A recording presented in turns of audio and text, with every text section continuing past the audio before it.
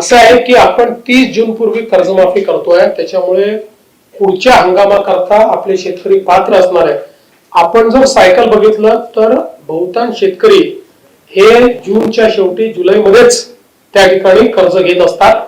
त्यामुळे आपण ते सायकल चेक केलेलं आहे आणि म्हणून उलट यावर्षी जास्त शेतकरी पात्र होतील आणि त्यांना आणि आम्ही आज बँकांना हे देखील सांगितलं की एकदा आम्ही यादी अप्रूव्ह केली की त्याच्यानंतर आमचे पैसे जमा झाले नाही तरी तुम्ही त्यांना कर्ज द्या, कारण आमचे पैसे जमा होणारच आहे आणि आमच्या पैसे जमा व्हायला विलंब झाला तर तुम्हाला व्याज मिळतं. तर तेही त्यांनी मान्य केलंय, त्यामुळे तो प्रश्न येणार नाही.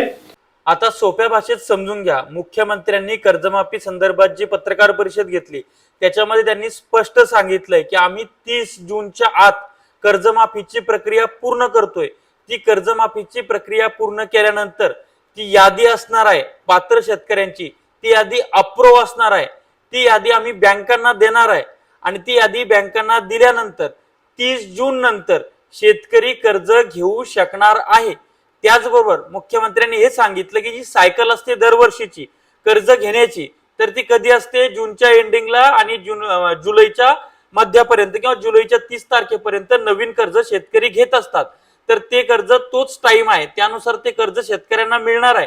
मुख्यमंत्र्यांनी बँकांना स्पष्ट सांगितलेलं आहे की आम्ही तुम्हाला जी यादी देतोय त्या यादीनुसार तुम्ही शेतकऱ्यांना कर्ज द्या नवीन, बरं का.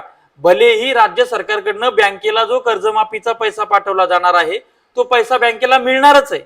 मुख्यमंत्री असं सुद्धा म्हणाले की त्या पैसे मिळण्याला जर का विलंब झाला तर राज्य सरकार बँकांना व्याज देणार आहे.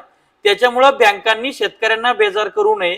30 जूनच्या आत जी कर्जमाफी प्रक्रिया राबवली जाणार आहे त्याची जी यादी अप्रूव्ह होईल ती अपडेट होईल, त्यानुसार ते जे पात्र शेतकरी आहेत त्या पात्र शेतकऱ्यांना पुढे 30 जून नंतर लगेच कर्ज देण्यात यावं.